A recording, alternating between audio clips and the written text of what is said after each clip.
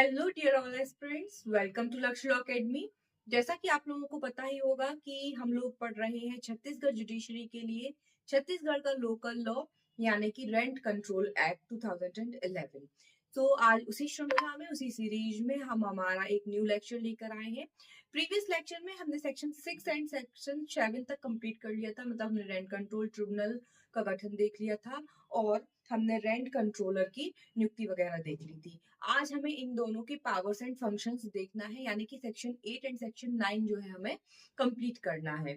Lecture शुरू करने से पहले आप लोग अगर पहली बार ये लेक्चर देख रहे हैं, पहली बार मेरे चैनल पर आए हैं, तो मेरे चैनल को सब्सक्राइब जरूर कर लीजिए, क्योंकि आगे अब हम हमारे चैनल पर बहुत सारे सब्जेक्ट्स कवर करने वाले हैं, यानी कि जो न्यू क्रिमिनल लॉज हमारे आए हैं, बीएनएस, बीएनएसएस और बीएसए, इन तीनों को हम कवर करने वाले हैं बहुत जल्दी। जब भी जैसे ही इस चैनल पे कंटिन्यूटी हो जाएगी, हम जल्दी से ये जो है सारे जो है एक्ट कंप्लीट कर देंगे। अभी मैं रेंट कंट्रोल एक्ट डाल रही हूँ क्योंकि छत्तीसगढ़ जुडिशरी का नोटिफिकेशन आ चुका है और कभी भी एग्जाम डेट आ सकती है। तो बिना टाइम वेस्ट किए आज का लेक्चर हम स्टार्ट करते हैं। और पहले से ही एक वार्निंग दे रही हूँ, आज मेरा बेबी सोया नहीं है, तो हो सकता है वो बीच में अभी शरारत करने आ जाए, तो अगर थोड़ा बहुत डिस्टरबेंस हो तो प्लीज थोड़ा सा हैंडल कर लीजिएगा। तो चलिए हम जल्दी से स्टार्ट करते हैं अपना lecture. Section 8 and section 9। Section 8 बात कर रही है power functions of rent control tribunal. ठीक है, जो सेक्शन 8 है हमारी, वो पावर एंड फंक्शंस किसके, रेंट कंट्रोल ट्रिब्यूनल की। तो आपको तो सबसे पहले यहाँ पर जो है आपका पहला क्वेश्चन जो है वो सेक्शन बेस्ड ही बनेगा। आपसे एग्जाम में डायरेक्ट पूछ लिया जाएगा कि जो रेंट कंट्रोल ट्रिब्यूनल है आपका, उसके पावर्स एंड फंक्शंस कहाँ दिए गए हैं। ठीक है, तो आपको याद रखना है कि रेंट कंट्रोल ट्रिब्यूनल, आरसीटी को शॉर्ट फॉर्म में लिखे थे, रेंट कंट्रोल ट्रिब्यूनल के पावर्स एंड फंक्शंस कहाँ बताए गए हैं, सेक्शन 8 में बताए गए हैं। ठीक है, तो इसमें बहुत ज्यादा कुछ आज समझने वाला नहीं है, क्योंकि पावर एंड फंक्शन है, तो बस आपको एक रीडिंग लेनी है कि क्या है पावर एंड फंक्शन। तो एक बार जल्दी से बैरेक में हम लैंग्वेज रीड करेंगे। आप लोग भी लिसनिंग एंड लर्निंग मोड पर आ जाइए, अपने अपने बैरेक उठा लीजिए हाथ में। देखिए लिखा हुआ है सेक्शन 8 में, the rent control tribunal shall have such powers as the government may by notification waste in it which shall include the following। क्या लिखा हुआ है, हिंदी में भी पढ़ते जाएंगे साथ में। भाड़ा नियंत्रण अधिकरण को ऐसी शक्तियां प्राप्त होंगी जैसा कि शासन उसे अधिसूचना द्वारा प्रदान करे जिनमें निम्नलिखित सम्मिलित होंगी। तो सबसे पहले तो इनके जो पावर्स एंड फंक्शंस होंगे वो कौन डिसाइड करेगा, वो गवर्नमेंट डिसाइड करेगी। तो आपको पहला ये याद रखना है कि कैसे होंगे, जो गवर्नमेंट, जो सरकार बताएगी बाय नोटिफिकेशन, जिसमें इंक्लूड होंगे। अब इसमें आपको कुछ पॉइंट्स दिए कि इन पावर्स में क्या क्या इंक्लूड होंगे पावर्स एंड फंक्शंस में। तो देखिए पावर्स में इंक्लूड होगी पहला सबसे फर्स्ट पॉइंट है enabling and ensuring the active existence of rent controllers at the time for due fulfillment of the purpose of this act।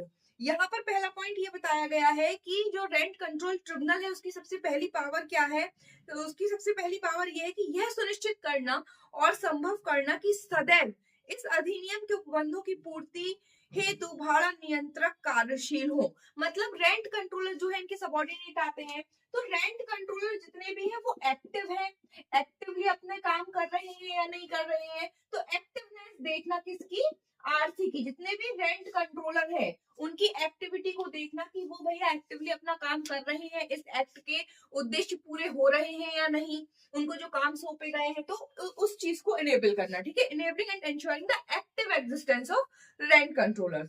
दूसरा है functioning as appellate authority to consider application of a person aggrieved by any order of the rent controller. फिर इन्होंने कहा कि RC ने कोई order दिया है, आरसी ने कोई ऑर्डर पास किया है, उस ऑर्डर से कोई व्यक्ति सेटिस्फाइड नहीं है, कोई पार्टी जो है एग्रीव्ड है, तो उसकी अपील कहाँ जाएगी, आरसीटी रेंट कंट्रोल ट्रिब्यूनल के पास।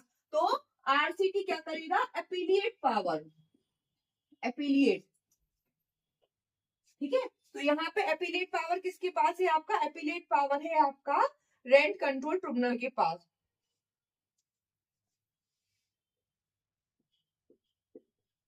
तो ध्यान रखिएगा, अपीलिएट अथॉरिटी।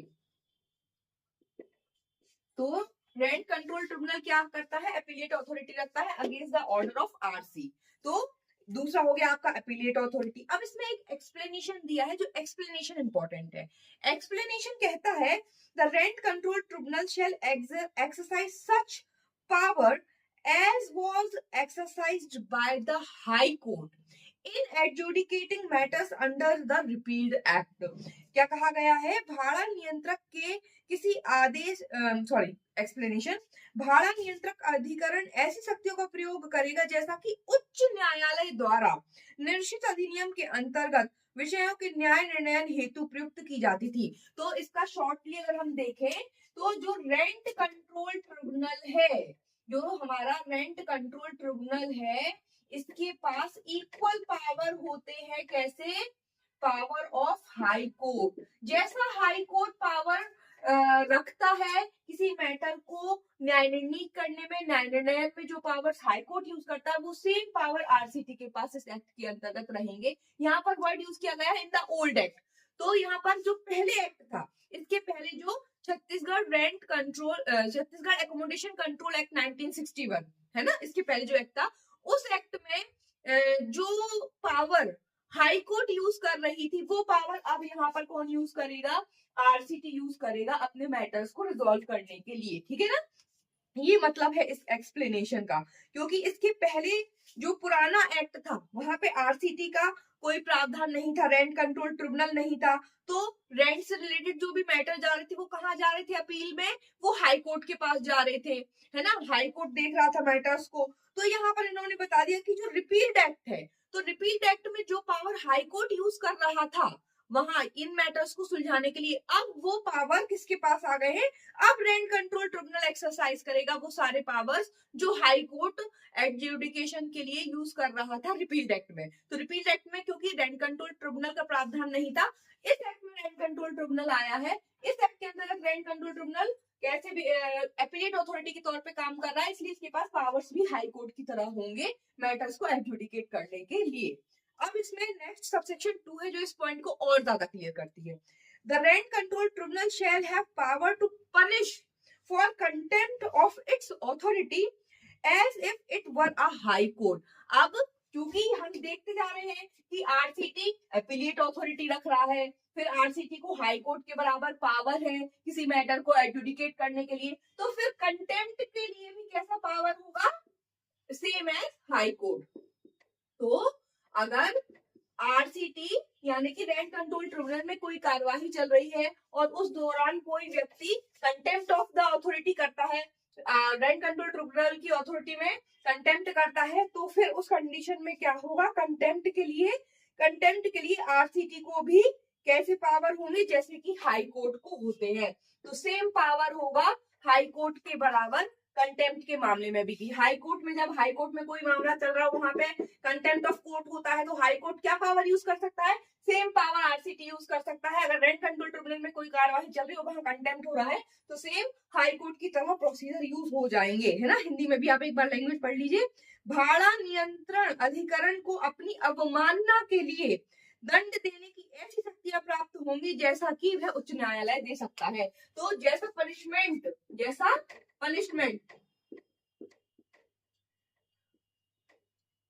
तो जो पनिशमेंट हाई कोर्ट देगा कंटेम्प्ट के लिए, वही सेम पनिशमेंट आरसीटी दे सकता है अपने कंटेम्प्ट के लिए। ठीक है, क्योंकि यहाँ पर पूरा जो आरसीटी है, रेंट कंट्रोल ट्रिब्यूनल, उसके पास सारी शक्तियां, सारे फंक्शंस एज हाई कोर्ट है, इसलिए यहाँ पर सारे पावर्स, सारी चीजें हाई कोर्ट के समान आरसीटी को मिल रही है। ठीक, तो ये हो गया आपका पावर्स एंड फंक्शंस। तो पावर में सीधी सी बात है, जो पावर है, फंक्शन है, वो गवर्नमेंट डिसाइड करेगी क्या होंगी, जिनमें कुछ आपको बता दे रहे हैं कि सबसे पहला जो है वो है कि वो एक्टिवनेस ऑफ आरसी देखेगी। जितने भी रेंट कंट्रोलर्स हैं, जितने भी भाड़ा नियंत्रक हैं, वो अपना काम इस एक्ट के अकॉर्डिंग कर रहे हैं नहीं कर रहे हैं, उनका ध्यान रखेगी। फिर अगर रेंट कंट्रोलर ने कोई ऑर्डर पारित किया है, उस ऑर्डर से कोई व्यक्ति सेटिस्फाइड नहीं है, उसको अपील करना है, तो अपीलेट अथॉरिटी आरसीटी के पास रहेगी, ये पावर भी है।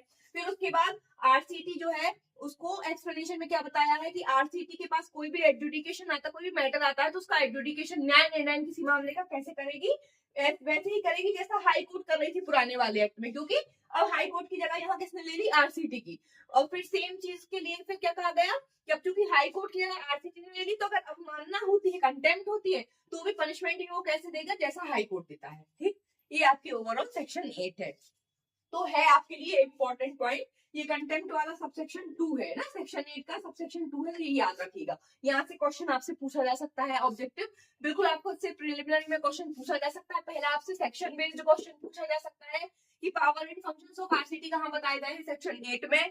फिर आपसे ये दो क्वेश्चन भी पूछे जा सकते हैं कि रेंट कंट्रोल ट्रिब्यूनल अपने अगर रेंट कंट्रोल ट्रिब्यूनल के पास कोई मामला आता है तो वो उसका न्यायालय किस तरीके से करेगा। आपको 4 ऑप्शन देंगे तो आपको लगाना है कि हाई कोर्ट की तरीके से। अगर रेंट कंट्रोल ट्रिब्यूनल की अथॉरिटी की अवमानना होती है, मतलब कोई कंटेम्प्ट ऑफ अथॉरिटी होती है रेंट कंट्रोल ट्रिब्यूनल की, तो पनिशमेंट वो कैसे देगा, सेम एज हाई कोर्ट। ये क्वेश्चन आपके इंपॉर्टेंट बनते हैं, ठीक है।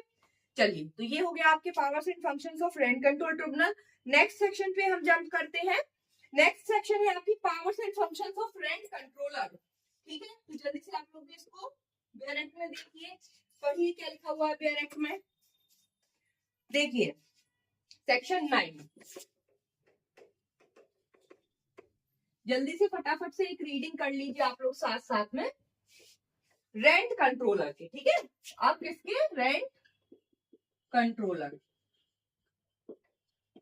जो भाड़ा नियंत्रक है उसकी क्या शक्तियां एवं कर्तव्य होंगे। तो यहाँ पर बताया गया है the rent controller shall exercise such powers, perform such functions and discharge such responsibilities with its territorial jurisdiction as the government may based in him, which shall include. So again same है कि जो rent controller है वो भी ऐसे powers use करेगा, ऐसी शक्तियों का प्रयोग करेगा, ऐसे फंक्शंस करेगा, ऐसी रिस्पॉन्सिबिलिटीज निभाएगा जो उसको गवर्नमेंट बताएगी, ठीक है, जो इनको गवर्नमेंट बताएगी। तो अगेन इसमें इंक्लूड क्या क्या है, इसमें भी आपको 3 चीजें इंक्लूड कर दी हैं। पहला है reconciling dispute between landlord and tenant, जो हमारा भूस्वामी है और जो हमारा किराएदार है, हमारा लैंडलॉर्ड और जो टेनेंट है, इनके बीच में कोई डिस्प्यूट हुआ है तो इसको सुलझाएगी, ठीक। तो डिस्प्यूट क्या करेगी, रिजोल्व करेगी। पहला पॉइंट आपका ये कह रही है वो डिस्प्यूट रिजोल्व करने का काम किसका है, सबसे पहले रेंट कंट्रोलर के पास। अब यहाँ पे रेंट कंट्रोलर का डिस्प्यूट रिजोल्व करते हैं, उसमें अगर दोनों में से कोई भी पार्टी क्या है सेटिस्फाइड नहीं हो रही, तब फिर वो सेक्शन 8 में जाएंगे, कहा, रेंट कंट्रोल के पास अपील लेके, रेंट कंट्रोल ट्रिब्यूनल के पास। ठीक, आप इंटरलिंक कर सकते हैं इस तरीके से कि सबसे पहले जो मैटर है वो डिस्प्यूट किसके पास जाएगा, आरसी के पास जाएगा। यहाँ पर कोई डिस्प्यूट आया, ये रिजोल्व करेंगे, रिजोल्व किया, कोई डिसीजन दिया, अब वो डिसीजन से कोई भी पार्टी दोनों में से सेटिस्फाइड नहीं है, उनको अपील करना है, तो वो कहाँ जाएंगे अपील करने, सेक्शन मतलब सेक्शन 8 में अपीलेट अथॉरिटी बताई, अभी अपील बाद में आएगी, अपील की सेक्शन 13 में अपील बताई गई है, तो अपील कहाँ होगी, रेंट कंट्रोल ट्रिब्यूनल में होगी। सेकंड क्या है, securing the rights of landlord and tenant, ठीक है। तो पहला हो गया आपका विवादों का निराकरण करना भवन स्वामी और किराएदार के बीच में। दूसरा हो गया भवन स्वामी और किराएदार को प्राप्त अधिकार सुनिश्चित कराना, जैसा कि इस अधिनियम के अंतर्गत उनके लिए उपबंधित है। तो अधिकार बताए गए हैं। जब हमने यहाँ पर स्टार्ट किया था रेंट कंट्रोल ट्रिब्यूनल, तो हमने पहले ही बता दिया था आपको कि लास्ट में शेड्यूल दी गई है, सेक्शन 12 अभी आएगी हमारी। सेक्शन 12 में आपको बताया गया है rights and obligations of landlord and tenant, अभी आगे पढ़ेंगे हम। तो जो राइट्स और ऑब्लिगेशंस ऑफ लैंडलॉर्ड और टेनेंट है, उनसे रिलेटेड शेड्यूल है। तो शेड्यूल में बताए गए हैं क्या क्या अधिकार होंगे भूमि स्वामी के, क्या क्या अधिकार होंगे किराएदार के, क्या क्या बाध्यताएं होंगी, क्या क्या बाध्यताएं नहीं होंगी। तो यहाँ पर अभी अधिकार की बात हो रही है कि जितने भी जो अधिकार है, राइट्स है लैंडलॉर्ड और टेनेंट के इस एक्ट के अंतर्गत, तो उनको सिक्योर करना, उनको सुनिश्चित करने की ड्यूटी किसकी है, उसको सिक्योर करने की ड्यूटी किसकी है, रेंट कंट्रोलर की। सिक्योरिंग राइट्स किसके, लैंडलॉर्ड और टेनेंट। तो लैंडलॉर्ड और टेनेंट के राइट्स को सिक्योर करना, इनके अधिकारों को सुनिश्चित करने का कौन, रेंट कंट्रोलर। फिर तीसरा है enforcing the obligation enjoyed upon landlord and tenant. वही थर्ड पॉइंट क्या हो गया, लैंडलॉर्ड और टेनेंट की जो भी बाध्यताएं हैं, जो भी ऑब्लिगेशंस हैं, जो भी बाध्यताएं इनकी बताई गई हैं इस एक्ट में, जो ये तो उनका भी इन्फोर्स कराना है ना, बाध्यताओं को भी इन्फोर्स कराना। इस अधिनियम के अंतर्गत भवन स्वामी और किराएदारों की बाध्यताएं प्रवर्तित कराना, क्योंकि क्या होता है, राइट्स तो सब एंजॉय करना चाहते कि हाँ हमें ये अधिकार है, ये अधिकार है, ये अधिकार है, लेकिन जो बाध्यताएं होती हैं वो कोई फुलफिल नहीं कराना चाहते, तो उनका इन्फोर्समेंट का ध्यान रखना पड़ेगा कि भाई जो ऑब्लिगेशन दोनों पार्टीज को बताई गई है अपनी अपनी ऑब्लिगेशन फुलफिल कर रहे हैं या नहीं, तो इनका इन्फोर्समेंट कौन कराएगा? रेंट कंट्रोल करवाएगा। ऑब्लिगेशन का क्या? इन्फोर्समेंट,